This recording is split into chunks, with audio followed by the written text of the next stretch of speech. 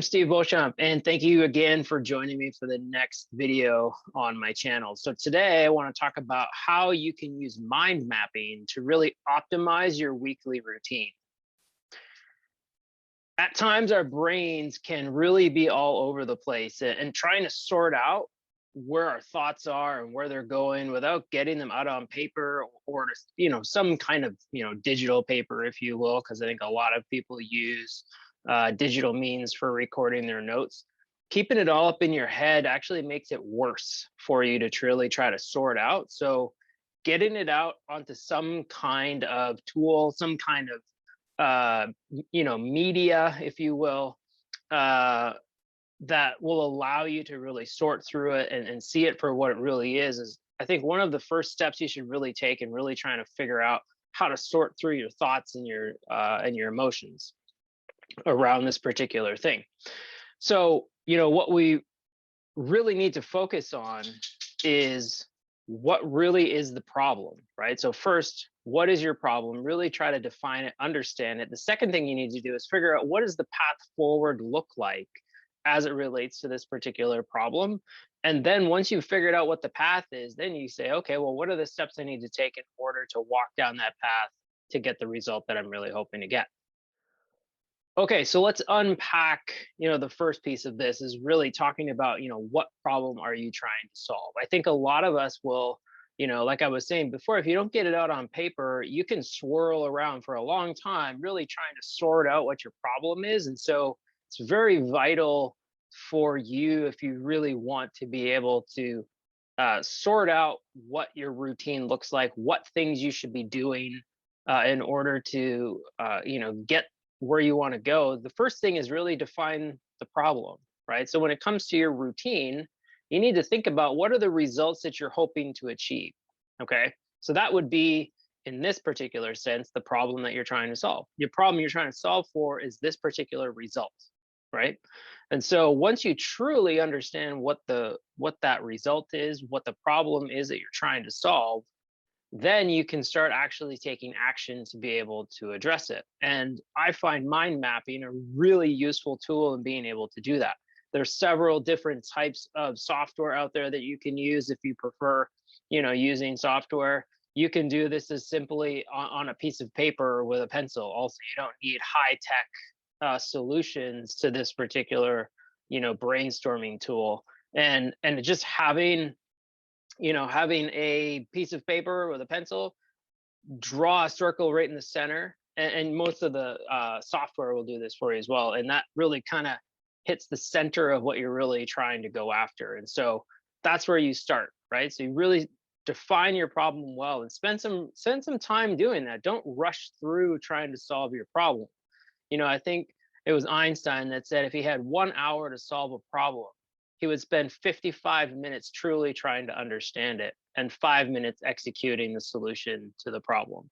And I think there's a lot of wisdom in there, because if you really take some time to truly understand your problem before you act, you're less likely to create more problems from your reaction, right? And so it becomes more of a proactive response to achieving the results you want, rather than a reaction to something that's happening. So, I like to, spend time planning, but I don't get analysis paralysis around it. Don't spend a ton of time planning, but spend enough time really understanding what you're trying to do.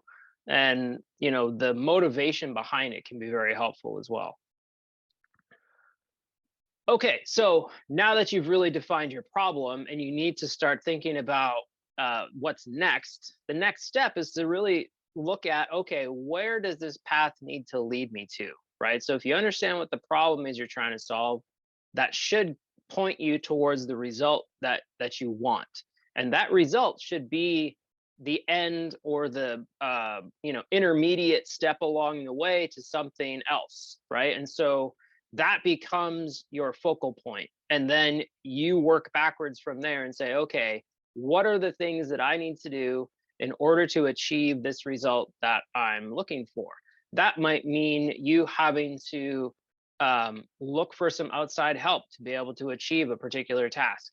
That might mean you spending a few dollars to be able to get a thing that you need in order to achieve this new result. Um, you really need to start unpacking all of the different things that you need to do in order to get to that end result. But the thing is, this isn't just creating a to-do list, right? So if you think about how the Pareto principle works, 80% of all the results that you get come from 20% of the actions that you take. So if the results that you have been getting historically are not the results that you want, you need to think about those 20%, those critical activities that you're doing, because if you're not getting the results you want, you need to start shifting around some of the things that you're doing in order to get the results you want. And so this is where it becomes really critical to identify what are the critical activities that I need to be doing that will allow me to get the result that I truly want.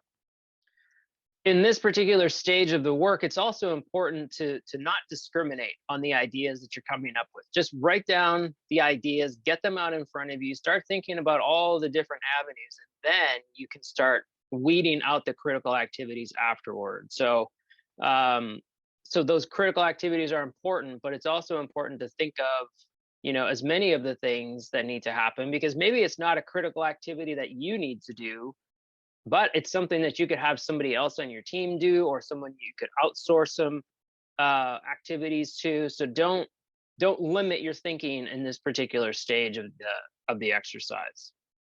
Consider dropping a like or comment or sharing this video if this is resonating with you. And I appreciate you being able to share this inside your network. That's how I'm able to reach more people. So thank you for doing that. And the last piece of this puzzle is the taking action, knowing when to take action on what, in terms of what do I need to do now in order to move me closer to that result. Doesn't mean you need to do everything right now, right? Because some activities are dependent on others. And so it's important to understand what that path looks like, because you need to make sure you're doing the right things in the right order in order to get you the result that you want to get. And again, sometimes that means that you don't have to do everything yourself. That just means there's a certain order to the events and tasks that are lined up in order to achieve this particular result. And so by using that mind map, okay, let's go back to the diagram. So in the center, you would have your problem that you're trying to solve for. The next ring out, or depending on which way you do it, you can either do it from a start on one side of a paper and go the other way, or you can just do it in the center and then go outward. It's up to you depending on which way you'd like to do it. But basically, the first level is the problem. The second level are all of the particular tasks and ideas and things that you identified in step 2 that need to get you closer to being able to solve this particular problem. The next level out from that is the dependency order, right? So you're thinking about, okay, this thing I need to do first, this thing needs to go second, these other two things, they could probably happen at the same time. And that's where you can look for opportunities to be able to duplicate your efforts by having a team member perform a particular task, or outsourcing, like I had already mentioned. So really driving down and figuring out what order do all these things need to happen in, and then you pick out the top 2-3 things and you go and do those first. Go and take care of those, because as I said, 80% of your results are coming from 20% of the activities that you're actually doing in your business. And so really dial in, figure out what the 20% is, and then I guarantee you're going to start seeing the 80%. Those results are going to start shifting if you really focus on the activities that you're doing. Okay, so using mind maps has been a really helpful tool for me and for my career, and I also use it in my business right now. And I've been using a particular piece of software called Mindmeester. There's several other options out there. By no means is anyone. I'm not advocating for any, and nor do I get any kickbacks from suggesting any of them. So find a tool that's going to work for you, and just allow it to get those creative juices flowing, those brainstorming ideas to flow, and you'll find that things will start shifting pretty quickly. So thanks for joining me for today. I look forward to seeing you on the next video.